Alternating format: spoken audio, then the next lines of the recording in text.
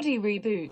Salut tout le monde, c'est Jessie Arumi, éducateur médico-sportif. Aujourd'hui, on vous fait cette vidéo car on a reçu un commentaire d'un gars qui fait de la muscu sur la chaîne. Et ce gars, il a mal au cou, il a mal à la tête parfois, il a des sensations de compression dans les cervicales et il a le cou qui craque.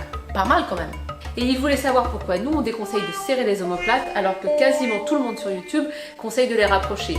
Il nous a envoyé un lien vers une vidéo d'où il prend certains exercices de renforcement de la nuque pour essayer d'aller mieux. Et puis c'est vrai, on a regardé aussi pas mal de vidéos. Et la majorité, pour ne pas dire tous, des coachs sportifs ou autres professionnels de santé ne conseillent qu'un seul et unique mouvement pour redresser les épaules tombantes et renforcer le dos. Et ce mouvement est le rapprochement des omoplates.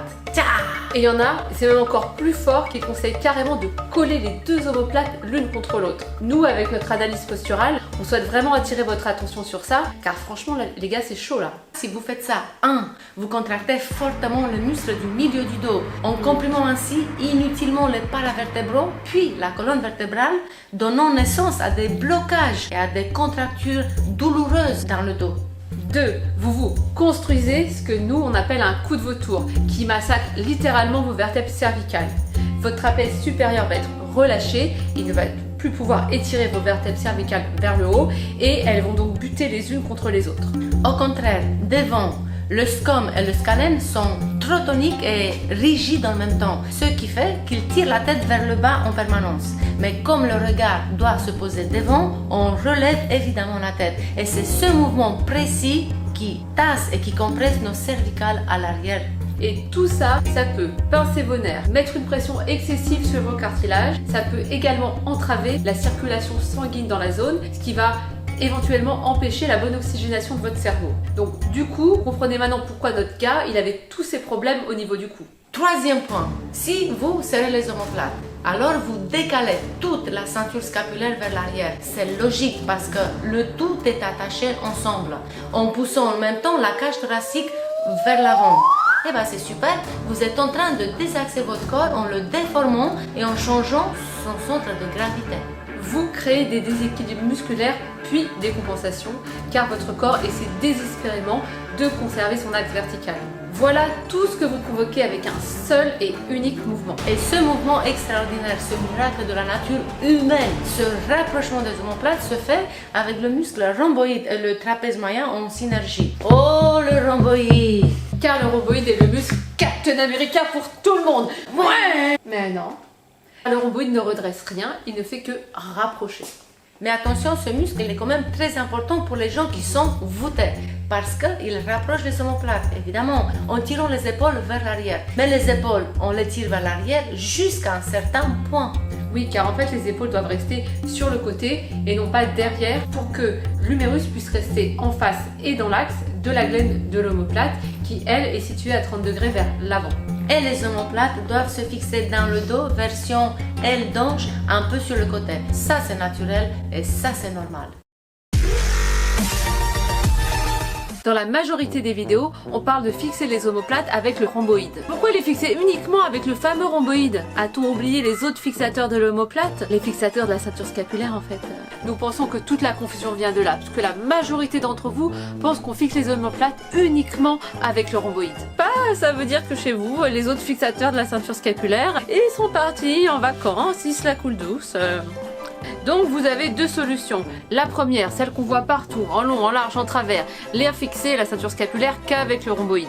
Et la seconde, plus longue à mettre en place, mais la seule réellement en adéquation avec le corps humain qui est à la verticale, engager les autres fixateurs de la ceinture scapulaire, comme par exemple le dentelé antérieur, le trapèze inférieur, le grand dorsal, la coiffe des rotateurs, le deltoïde postérieur, etc.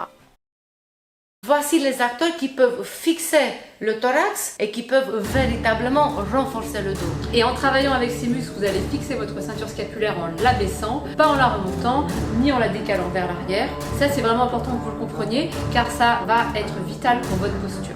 Et en fixant votre ceinture scapulaire vers le bas, vos omoplates, elles vont naturellement se positionner sur le côté. Elles vont plus être collées l'une contre l'autre et recouvrir complètement votre colonne vertébrale en asphyxiant tout ce qui est en dessous. Mais quelle idée de coller les omoplates l'une contre l'autre. Regardez, il n'y a plus de colonne visible.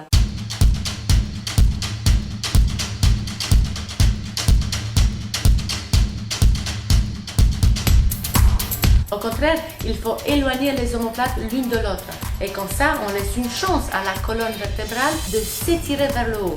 Comment? Avec les seuls muscles conçus pour les érecteurs du rachis et le Captain America, le muscle rhomboïde. Il pourrait enfin disposer et aller se refaire une santé. Si vous voulez comprendre comment se tenir droit dans le respect des alignements du corps, lisez notre e-book qu'on a écrit ensemble sur la posture qui s'intitule « Tiens-toi droit ». Ce livret est en vente sur Amazon, mais vous pouvez l'avoir gratuitement en nous suivant sur la chaîne. Pour ça, on vous a mis un lien juste en dessous dans la vidéo pour que vous puissiez le télécharger. Et puisqu'on est dans les trucs chiants, n'hésitez pas, 1, à liker cette vidéo et 2, à vous abonner en cliquant sur la cloche. Voilà, c'est tout. Les gars qu'on a pris pour la vidéo sont vraiment bien et au top pour la musculation, pour certains. Et si vous faites de la musculation aussi, vous devez les suivre. Le problème, c'est qu'ils font tous cette petite confusion concernant la notion de fixation des omoplates en comprenant qu'il s'agit de les rapprocher. Car c'est malheureusement ce qu'on apprend partout, que ce soit en formation ou dans tout un tas de bouquins. Le souci, c'est que si vous faites cette confusion, malheureusement, vous ne pourrez pas aider les gens qui ont mal. Vous savez, les gens nous ont pas attendus pour rapprocher leurs omoplates. Regardez un peu autour de vous. Ils le font tout seuls en pensant aussi se redresser. Mais leur posture est déjà problématique pour nous. Ils sont déjà un peu déformés. Et à un moment donné, quand ils vont voir qu'ils commencent à avoir des douleurs de dos, de nuque, peut-être voir aussi qu'ils sont déformés, ils vont faire quoi? Ils vont chercher la solution sur internet et bim! Nous, on les pousse encore à se déformer encore plus et à avoir encore plus mal.